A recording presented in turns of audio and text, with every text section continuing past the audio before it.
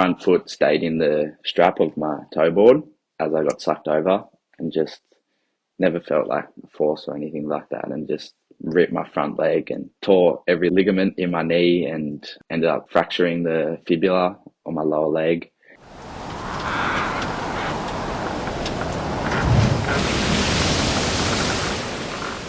Right, today's guest comes via high demand. He's a young bloke chasing dreams of big wave surfing and doing whatever it takes to get it done. Through plenty of hardships, he's coming through as one of the most promising young slab surfers of his generation, and I'm stoked to be able to actually have a chat with him today. Joel Barry, welcome, mate. Yeah, thanks for having me. Really appreciate it. No dramas at all, mate. Happy to have you here. So we were planning this, and obviously I usually like to work around the guys, and work commitments is usually the biggest issue and that sort of thing. But I said it to you, and the first thing you sort of said to me was, there's a big swell coming this week. So outside of that, I'll make it work. But I think that pretty well sums you up. Like, you live for this, don't you? Yeah, kind of just my whole life basically revolves around chasing swells or as many swells as I can, and just like changing my work and other life commitments to get to the swell pretty much. Yep. So you're 23, are you? Is that right? Ish? 20. 20. So where did it all begin? Where did it start for you? Where did you find the ocean? I grew up really close to the beach, and then just had a dad that surfed, and like my whole family and everyone around me kind of surfed. So just started by surfing small waves and trying to be a comp surfer, to realising that I hate surfing little shitty waves. So yeah, started chasing more waves, and a couple waves around home and up and down the coast, and then kind of just found like my love for surfing as big wave surfing. Yep. So at what point did you sort of commit yourself fully to it? So did you hit did you get one big wave, something, and just go, this is me and this is what I'm living for? Yeah. When I was younger, like 14, 15, there's like Forries at home, like Foresters Beach, and it's not a great big wave, but it holds a bit of swell, and just like surfing that with mates, just better than any other feeling that can really describe. It's just the best. So just surfing waves like that, and then just progressively chasing more swells and different waves, and just finding the love for it, I guess. Yeah, so you just built up over time and just got bigger and bigger, and yeah, I guess you're a bit of an outlier with the sort of waves you're surfing. So how did you navigate that with, obviously your mates? Sure, I'm sure they're all gun surfers, but for a lot of people, there's a bit of a limit. So did you start getting out there on your own, or meeting new people who were big wave surfing and find that community, or how did you keep pushing it, well, I guess safely in a bit of a group? Well, around here, there's a couple of the boys, like my uncle being Jug, or Justin Orport, Jughead. He just like, I've always like had a person to look up to or talk to about surfing, like especially bigger waves. So just having him around, and then there's obviously a lot of boys around here that just love to charge, and kind of just like a real like underground, just pop up when the swell's big and will charge harder than most other people, which is pretty cool. And just seeing like them doing it for the love of it, money and like no money, I mean, and just like trying to stay away from the cameras to get uncrowded big waves is just like kind of really where I found the love of like actually surfing just for the love of it. You mentioned Jughead there, so to me, he's sort of slab royalty. Like anything he's involved in, I love watching, man, because he's mental. He's just insane, the stuff he's doing, the waves he's going. Is that big shoes to fill? Like, does that put pressure on you or anything along those lines? Or is he, obviously not via him, but, out in the lineup and that sort of thing? I don't know if it puts pressure on me, but I definitely feel like I like push myself a lot harder up if I'm surfing with him, or just like thinking about him when I'm out there, just trying to like not match him, but try and like see what I can do that he's done. Because I don't know, I just feel like he's like probably pretty biased from me, but above a lot of other people who do it. Just has a real natural skill and just completely does it for the love of it. So I think that's really important. A lot of people might do it for other reasons, but he's just solely because he loves it. Yeah. I remember like when I first sort of started looking into him, I think it was maybe even back before Cape Fear. and he almost just pops up out of nowhere and just Yeah, dominates, and then fades back off into the into the brush and just goes back to his life. Like it's yeah, mental. He's just he's the next level, and I guess him doing the sort of stuff he does he ever not, I guess, caution you, but you know, what you're doing is dangerous. Does that ever come up? Do you talk safety? Do you talk things like that? not too much. It's kind of just like I'm not sure how to explain. It's kind of just What you comes do? with the yeah, it comes with what you do. So obviously, you talk about how to do it safely, but you know when you paddle out that it's like not safe There's a or lot. not 100% safe, and anything can go wrong. And kind of just know that whoever's out there is going to have your back. Like if something happens, they're going to look after you, and if something happens to them, you're going to look after them. And I think it's probably like the best thing about the big wave surf community. Like everyone has each other's back and really helps each other out. And do you do any sort of training to keep yourself ready to rock? Yeah, well, in the summer I do lifeguarding, council lifeguarding, so I feel like that helps a lot if something was to happen. Have a bit of training with that, and then been doing like some underwater training with Dude from Home, Teams Challenge Australia. They really helped, and then just like trying to get in the gym, but pretty lazy with it. Yeah. Yeah, it's a tough one. But Yeah, you also just managed to snag yourself a sponsor. yeah. So got picked up by Volcom somehow. Pretty lucky. Yeah, not somehow, mate. You've earned that one. That's for sure. Yeah. So late last year, Yep. How'd that which all is come really about? good. I'm honestly not too sure. Just a lot of talking back and forth, and then one of the older dudes who runs a surf shop helped out a lot as well. Slime Sport Store. It's Right. like kind of the biggest shop on the coast, and he just helped out a lot. And then yeah, I don't know, got lucky. Everything kind of just fell into a perfect rhythm for me, and for it to play out how it did. And honestly, it's like dream come true to ride for them. So Yeah. pretty happy with it. No, it's good, mate. You've well earned that one. Another thing I wanted to talk about, like most people, they sort of see the end of the road. Like with you on social media or something, they might see the big wave at the end of the day, or at least that's the highlight reel, that big barrel or something. But they don't see all the steps and the journey that went into getting you into that position. And I've followed you for a long time now, and I know that you've gone through a lot. You've made a lot of sacrifices, a lot of hardship. There's been a lot of sadness and injuries and everything. And it'd be more than enough to break most people and throw them off the path a bit. But your constant drive and your bounce back, it's so inspiring, not just to me, but all the people who you sort of encounter. All the guys who've shot me messages saying I need to have a chat to you and that sort of thing, like older and younger generations. They're just inspired by that strength and resilience and that positive attitude. Are you comfortable talking about some of your journey and some of those, tough times that have built you into the bloke and the surfer you are up to now, and a few things that really do keep you going on that path? Yeah, definitely. Well,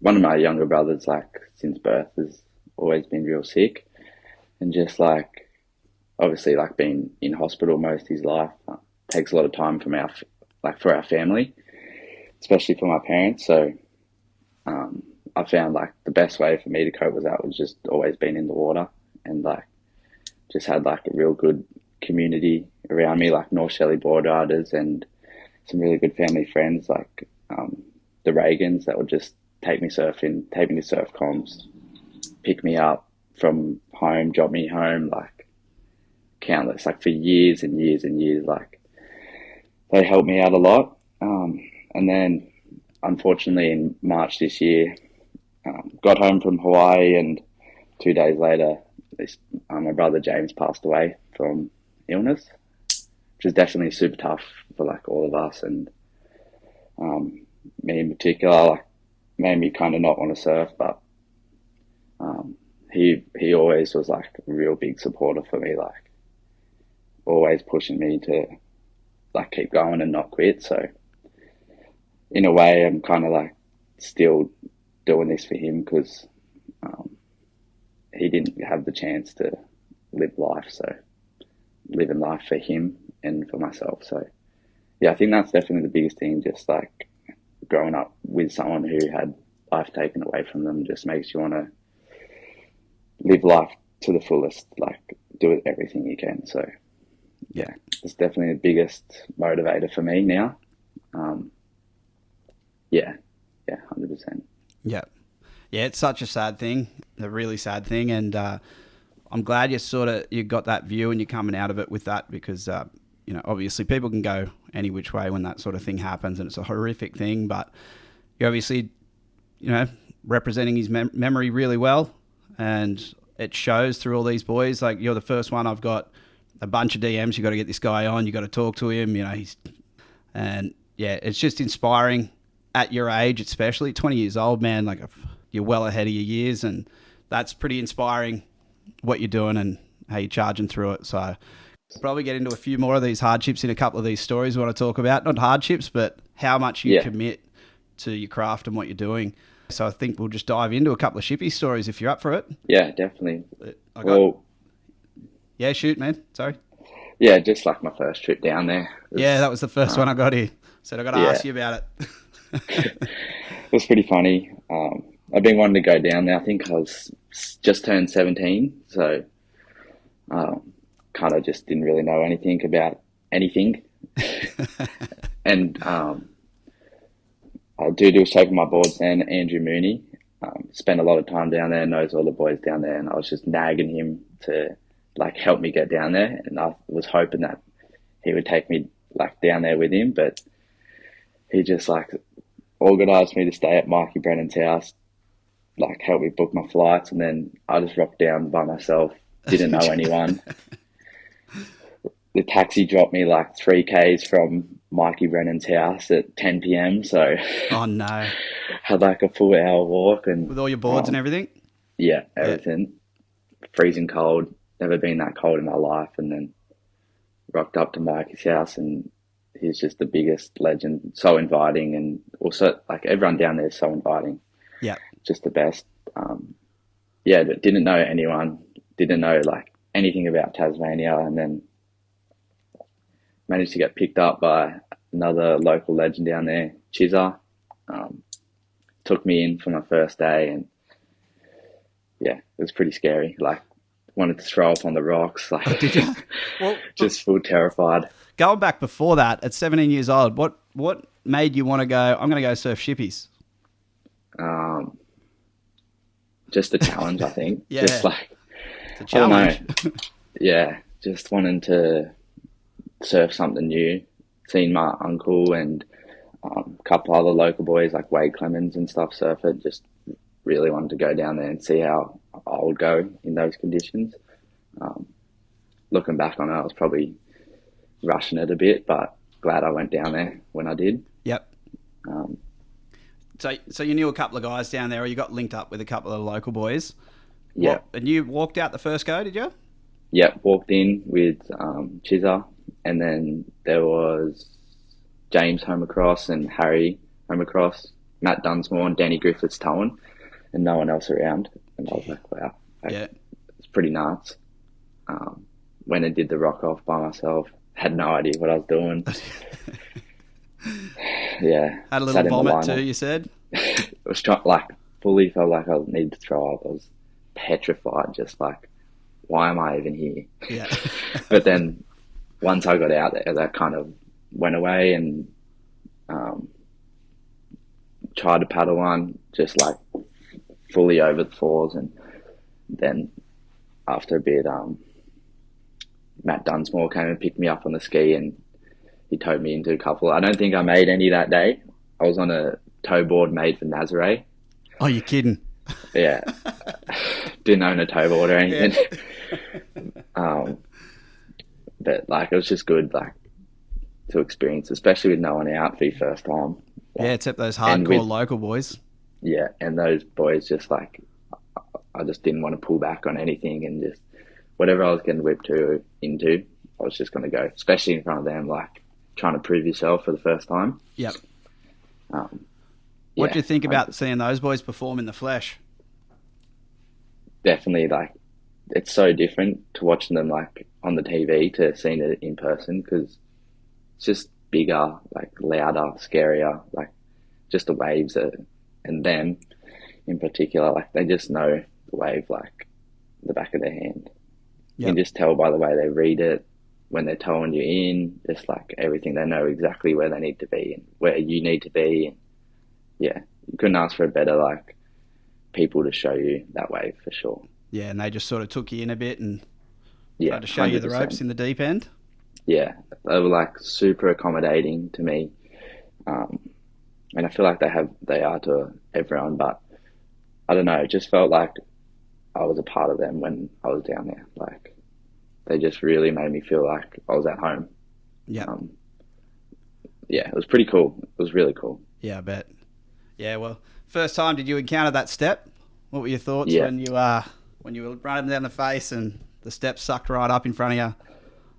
I just got told just to try and hit it front on. Don't try and avoid it because like a lot of people try and avoid it and it just makes it way worse. And it's definitely intimidating, like going down a wave and then being strapped in and seeing a 1 or 2 foot, 3 foot ledge pop up in front of you. Yeah. Definitely first few times, like just flogged over it, but it's like part of surfing ship sands, I guess. Yeah, definitely. And so I guess you had a few waves there. How big was it? Was it as big as this second one we'll get into, this second sort of session? That first day was pretty big, but yeah, it was huge, but I don't know. I never really like good at talking about sizes. I feel like Right. everyone's size is different. Yeah. So It was big enough. yeah, Yeah, it was big definitely enough. big enough for me. Yeah. So you went down there at 17, you conquered it, you didn't really know anyone, nothing. Jumping on No. the plane back home, how'd that make you feel? After you did get a few waves, you had a bit of fun, you met a few boys. Yeah, kind of felt like invincible coming Yeah. back and surfing waves here. I was just like, just been to Tasmania, like, and surf like maybe one of the scariest waves there is. To coming home and surfing a beach break, I was like, oh, I'm better than this. But obviously, that's definitely not true. Yeah. But just like in the moment, you just think like that. So Yeah, so yeah, coming it was, back, that comparison's a bit, yeah. Just makes feel it on easier. top of the world. Yeah. Yeah, like coming home from surfing a wave like that, you just feel like you're just on a high for like weeks. Yeah. Just you can't even describe the feeling. And I guess going from that high, you went back again? Yeah, I And, went back like 5 or 6 times, and right, then okay. I think the sixth time I was down there was like a real big swell, like the biggest one they had in 8 years. Everyone was saying, and yeah, got injured on Yeah. my second wave that day. And that was big. I only looked at that photo because we did a bit of a story on it a while back. Yeah, I only looked at that photo just before this. That is huge, man. yeah, Like, that's a big wave.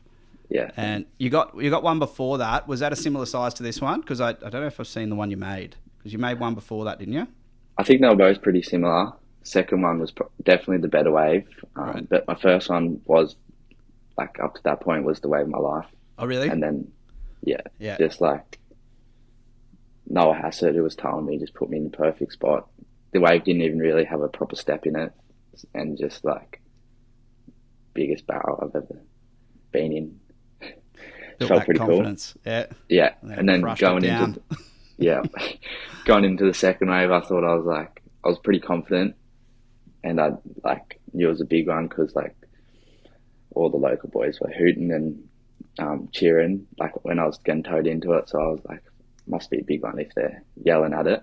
So you're only looking forward. Forget looking Yeah, back. You're just straight in there. yeah, Yeah. yeah. I was looking straight down the line and probably let go like a second too early, and just hit the first step at the wrong angle, the wrong speed, and just hit a flat spot as soon as I landed. And front foot stayed in the strap of my toe board as I got sucked over, and just never felt like force or anything like that, and just ripped my front leg and tore every ligament in my knee and ended up fracturing the fibula on my lower leg, and then tore 4 ligaments in my ankle as well. So Yeah, serious injury.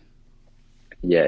It was super painful, and I think I was kind of real lucky I had a impact vest on because it was real hard for me to swim, but that like just kept me at the top. So Yeah.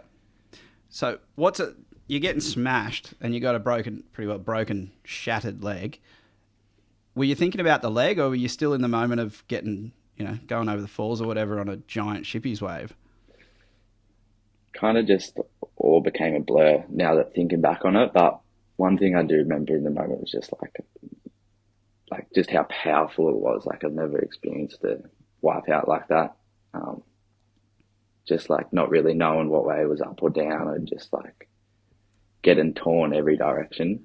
Um, I was kind of lucky; it wasn't too long of a hold down, but a super violent one, and it pushed me straight into the channel. Like falling off at the start of the wave, it pushed me straight into the channel. So I didn't cop the second wave, which was lucky. And Noah Hassett and James and Sean from down there were on the ski, and they came helped me straight away. So I was Yep. super grateful for those boys, and they helped me a lot. Yeah, those Southern Lords, they're sort of they've developed down there over time. Obviously, it's got to be one of the most dangerous waves in the world. They're there Yeah, all the time, and that's obviously then it evolved into the safety initiative they do down there now. So, yeah, definitely. how did they handle that? Like, that's not an injury you can jump on the boat and sit around and just hang out till the end Nah, of the day. So you got a big ride back to hospital. It's not just around the corner. How yeah, was that whole experience for you? Because yeah, it's like kind of a funny, and I'll try and shorten it, but it is a pretty funny long story. But go for the long um, one, mate. I was like pulled myself onto the sled, and like this day was real weird. It was like big and the biggest day, and there was only one boat out there, and it was a tinny with like 6 or 7 filmers and photographers, and it was just skis. So I just like was on the boat, and on the jet ski, and James McKean and um, Sean Warbank were like trying to figure out if I needed an ambo for when I got home or not, like back to the boat ramp. And I opted just to like go to hospital afterwards. So managed to shimmy myself onto the ski and just have my leg in a position where it was bearable. And Noah Hassett started the very long, slow drive back to the boat ramp, which I think it took us close to 3 hours, You're two and joking. a half, 3 hours. Yeah, In big just like swells too. yeah, real big swells, like going real slow, and just like every little bump, just like super painful. Probably just being a sook, but it was super painful Oh, to you're me. definitely not being a sook with that, man. And then, yeah, I was just trying to like, um, I didn't want to be like complaining heaps and then find out that it was nothing. Like just, Yeah. so I was just like, and then got back to the boat ramp. Richie Hassett, Noel's dad, was there. A couple other boys helped me off the ski into the car. Richie was helping me get changed and put some socks on to keep me warm. He's a good man. Yeah, got some painkillers and for the drive home, and we end up going to Talon's place to watch the footage from that day. With the broken leg. Yeah, yeah, and Surely like you knew it was bad. I thought it was bad. Like Yeah. it was swollen. My ankle and knee was super swollen, but I was just going to go to the hospital first thing next morning, get Yeah. it all. But had some painkillers, and then um, got like some strong painkillers which help heaps, and then got offered a beer. So I had a beer, I had another one, and then I was trying to walk downstairs while Talon was getting me crutches, and was just standing in the kitchen, and I just like remember getting real dizzy, and then just like don't remember anything from that. Apparently, I just fainted face first, like hit the kitchen bench, and then Talon somehow caught me before I went head first into the concrete floor, and just woke up on the ground, like having no idea what happened. But um, it's another Tassie local saving my life Yeah. from head hitting the floor, from Yeah. passing out, from taking painkillers, and then having a beer. So Jeez. And then, yeah, so they obviously just raced you off to hospital. nah, I stayed the night, and then They just thought you couldn't handle your piss or what? yeah, yeah, Yeah. just like um, after that, just had like a bit of water, and then stayed the night at the Hassetts, and um, Richie dropped me off the next morning, and I got super lucky. The hospital was in and out in 45 minutes, which is Oh, really? unheard of. Yeah, Yeah. and like um, they gave me a knee brace and everything, and I don't know, I got super lucky, but they found out like the extent of the injury and like, yeah. So that was kind of, I was, the first question I asked, they said, you need to have this brace on for 8 weeks. And I was like, oh, so no surfing for 8 weeks. And the lady just laughed at me and Bit just longer than said, that. yeah, she's like, oh, it's looking like, at first they thought it was um, worse than what it actually ended up being. They said 6 to 12 months to me, like no Whoa. surfing, um, which kind of like shattered me. But I think I ended up surfing around the 6 month mark. So Yeah. And were you doing that was kind of, rehab? Anything along those lines to get back yeah, in there? yeah. I wasn't working because of the injury, so I was in the gym like a stupid amount, like 3 hours a day, every day, Yeah. just doing everything I could, like trying to get range of motion back in my knee, and then just like whatever I could to get back quicker. And I think that helped heaps. Like just because I wasn't working, I was bored, so just being in the gym as much as I can. And otherwise, I think I would still be suffering from it like more than I am now. So yeah, How long ago was that? that was I think May 20th, 20 last year, May 20th last year. Okay. So not that long ago, really. Yeah. Yeah. So So you're like still I feeling think it? Is it?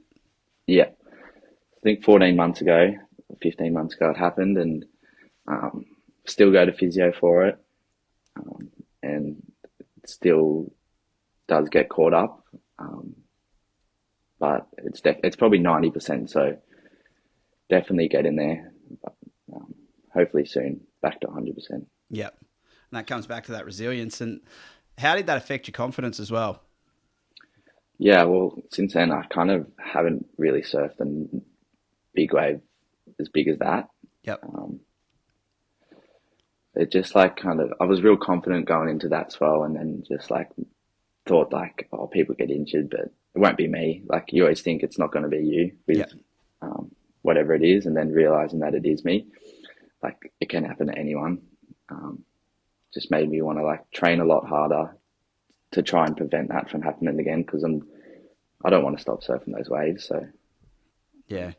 yeah, definitely. Any big plans to get back down there? Any timelines you're trying to look to, or you just see how you're Yeah, traveling? well, I managed to surf there like just before Christmas last year, Right. just on a small paddle day, and um, I think it was like my third or fourth wave. I ended up blowing out my right ankle, so opposite leg, and it's called syndesmosis. So tore Oh, the you. ligament. Yeah. Only last year. End of last year. Yeah, Oh yeah. no. So I had First like time two back to back. shippies. Yeah, Yeah. I had two back-to-back injuries, which kept me out of the water for a while. So I'm only just getting over that one as well now. But I definitely want to get back down there. I feel like I just need to slowly do it so that I don't just rush into it and Yeah. like do it the wrong way and get hurt and keep me out of the water longer. Like that's the last thing I want. Yeah. I'm just building up to it a bit. Yeah. Well, outside of shippies, you got any giant slabs or giant waves in Oz that you're going to try and hit? Yeah, definitely. There's definitely some waves that me and a couple of mates been looking at, um, like trying to find new waves as well that haven't been surfed. So looking at similar waves to that, and just like what swells and stuff they need for around here and all around Oz. But at the moment, just trying to chase swells like at known waves or like waves that have been surfed. And then there's definitely waves that I want to try and chase that haven't been surfed, because I think that's like the future.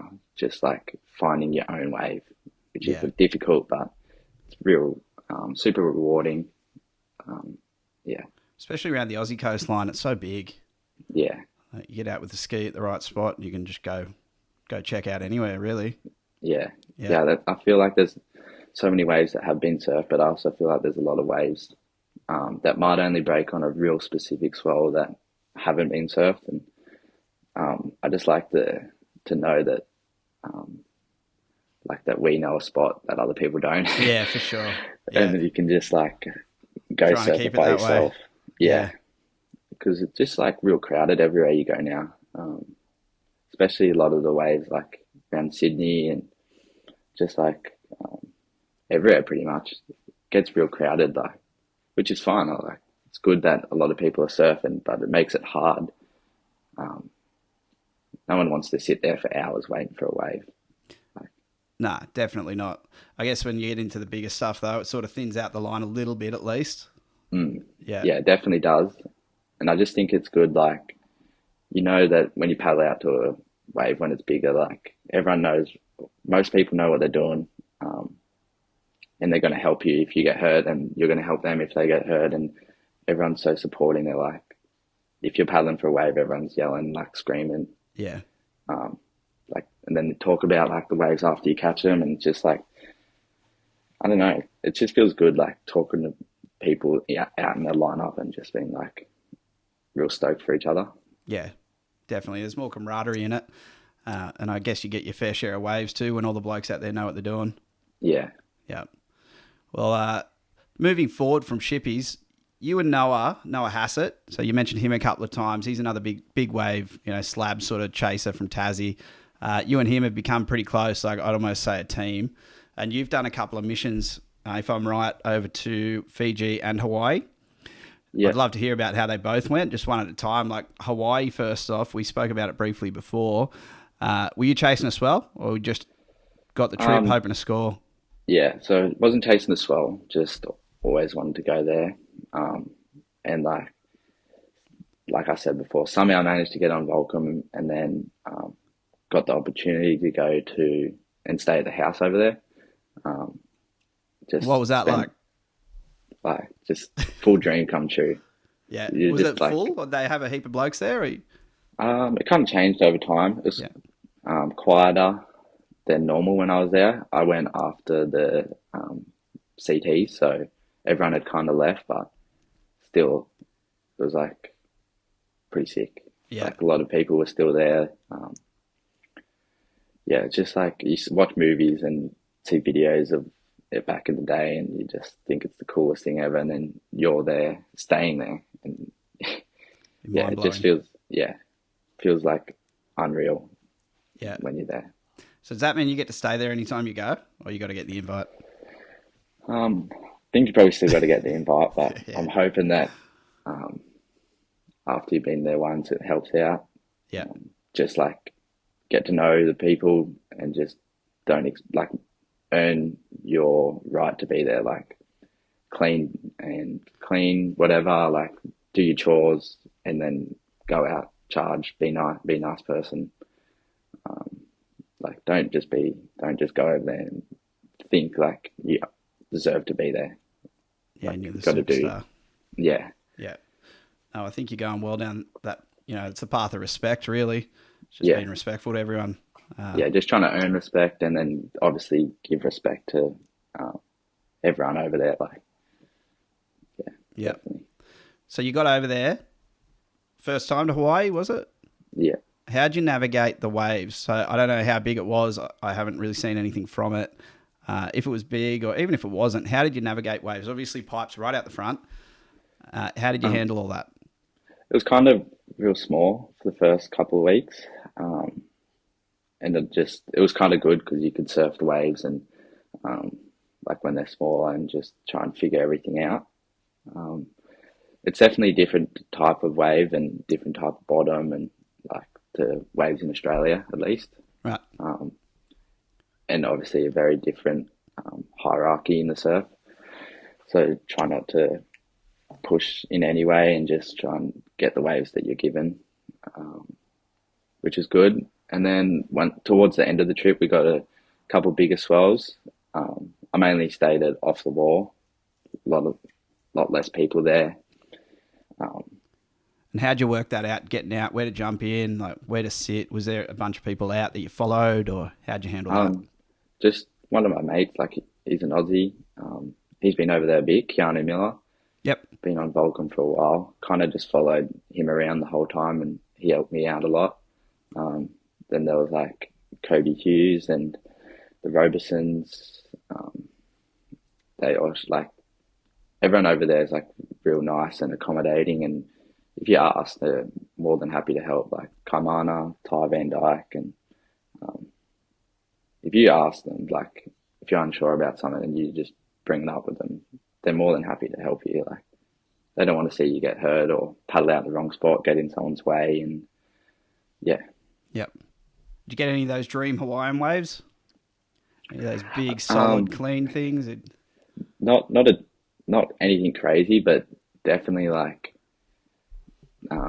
good Hawaiian waves that like you always dream of. But hopefully, if I get the chance to go back next year, definitely hope to get a proper big Hawaiian wave, even just off the wall. Like, yeah, Yep. Trying to tow in, or you want to paddle some? definitely paddle. I Yep. think I don't know. It feels more rewarding paddling into a wave like that. Um, yeah, Yeah. So, any big plans to go over there and hit one spot and just try get it gigantic? yeah. I really want to try and surf like Waimea Big. Right. Um, yeah, I feel like that That's a wave's beast. It's another yeah. beast. Yeah. Didn't get to surf it when I was over there, which is like a shame. But I'm really hoping that if I get to go this season, that we get at least one big swell there, just see what it's about, and just um, try my luck with getting one, see how it goes.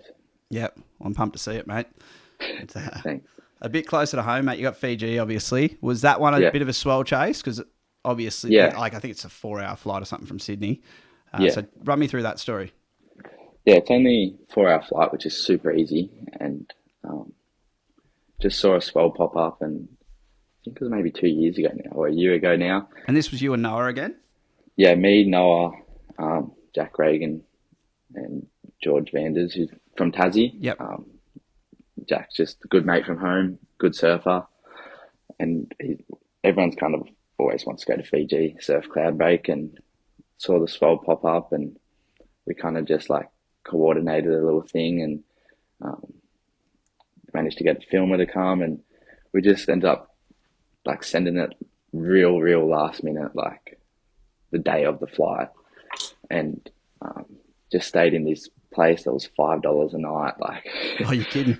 yeah, per person on the mainland, and Yeah. just got a boat out every day. I think there was like 4 or 5 days of like swell, which was so good for us. Just like lead up to the big days, and then even a smaller day after the big day, Yep.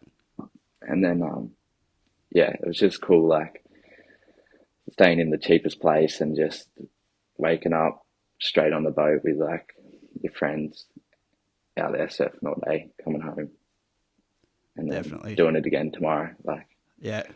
it was pretty sick. Yeah, I've been lucky enough to go to Cloudbreak a couple of times, but never when it's big. I've seen it when it's solid, but not huge. That's one wave that I would love to see gigantic and Yeah, watch. I couldn't surf at gigantic, no way, but just to watch a couple of the guys and what they do on them. Some of yeah, those photos of Mark Healy and stuff out there on those sort of yeah. That days. thundercloud swell.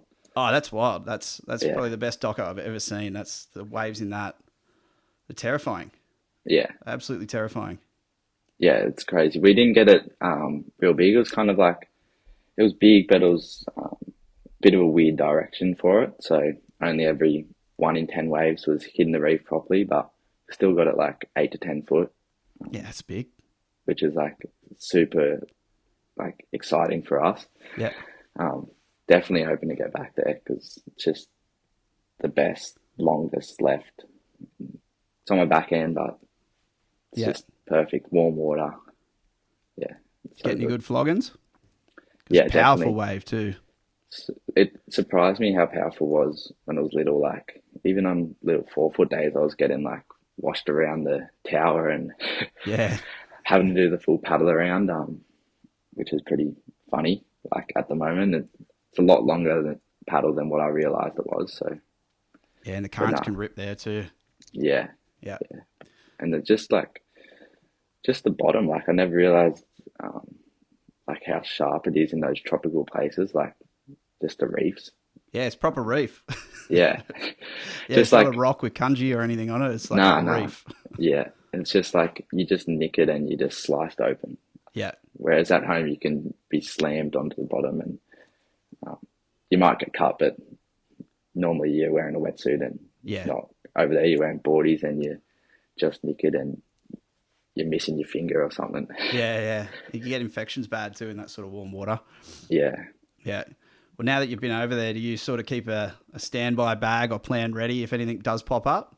yeah, definitely. Yeah. It's just like once you've gone to a place, it's easier to, you've got the contacts for the same boat driver that you had and the same place that you stayed. So it makes it a lot easier and you can really make the decision last minute then. Like, Yeah.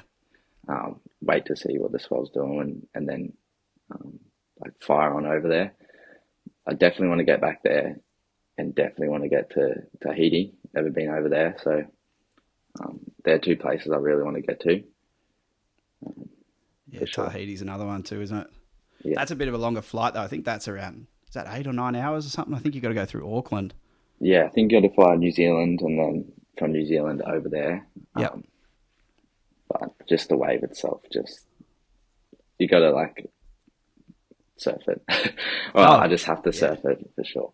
Yeah, when you're talking your sort of waves, mate, it's definitely on the top list. And that place, I've been there once, not to surf, long time ago now, but got to be the prettiest place I've ever been in the world. Oh, really? Oh, it's It just looks, insane. yeah, The all the fish, the photos clarity of the look, water, everything. yeah. Yeah, you see videos and you just like kind of doesn't look real. Like Nah, man, the and you way that, get there and it looks like the photos. yeah, Yeah, it's wild. looks like a postcard. Yeah, definitely. No, it's an incredible spot. I want to get back there for sure. Yeah. But I guess looking forward for you, dream scenario, do you have one dream wave or one dream outcome here that you're chasing or you're working towards? Kind of just the freedom to surf when and where I want. Obviously, it's hard. Like, there's not much money in the surf industry and everything like that. But even just having a job that just lets you go do what you want when you want, which is easier said than done. But Yeah, a lot easier said than done, that one. yeah, um, I just want to like surf more swells, bigger swells, and just try and like really. You see like Kip Caddy's and Russell Bjerke's new films, Yeah, and you just want to like try and match it with those older boys, like yeah. see how you go. Um, Well, they show it can and be done too. You can make a yeah, living yeah, out of it, you know? yeah, definitely. Just like seeing that just makes you want to like push it harder and um, like surf those waves and just try your ability on those waves and just like I definitely really want to try and make a clip similar to one of theirs, which will take a while, but that's something that I'm definitely like aiming towards is to try and get a good clip within the next 3 years or so. So Yep. And will that be to try generate a bit of income off YouTube and things like that? yeah, I think just to try and have like a video for myself and just like anyone who wants to watch it. And like, I don't know, it just feels cool if you had your own video, like Russ's video, that new one was just like crazy. Kip's video was crazy as well. And then like Noah Dean's films and Harry Bryant's. It's just like, it's like an old school thing to do to have a full clip. Yeah. I don't know. I find it really cool and it'd just be cool to like have your own full clip like that. Yep. And then also just to help like get your name out there. Like you have a clip that has like that many waves in it, people are going to start talking about you. Just that full highlight reel clip. Yeah. Yep. Well, another thing I think it's Kip Caddy does that I really enjoy. He does where he travels around and he hits each wave. Yeah. Pretty sure it's Kip Caddy. Yeah, but he did a good one. I got onto that when he went to Shark Island and Oh watched it yeah. through that. Yeah. I'm 90% sure it's Kip Caddy doing that. But yeah, he crushes it on those videos. Yeah. Yeah. I think Nathan Florence does a similar thing as well when he's like, Oh, maybe it was Nathan Florence. Yeah, I think it was Nathan Florence. I think Kip Caddy might have been with him. yeah, they spend a bit of time together, So but yeah, I think that was it. like, yeah, it looks like Nathan's like crushing it with what he does and has a big following. Yeah, it was Nathan Florence now that I think about it. Yeah. Yeah. And obviously got to spend money to make money in that sort of case. And build that following up. Yeah. Yeah, definitely. Yeah. Well, you're definitely on the right path to do it, mate, 100%. And you go on the right way about the networking, and you know everyone fully respects you, so that makes it a lot easier to get back to these places and get to everywhere you want to go.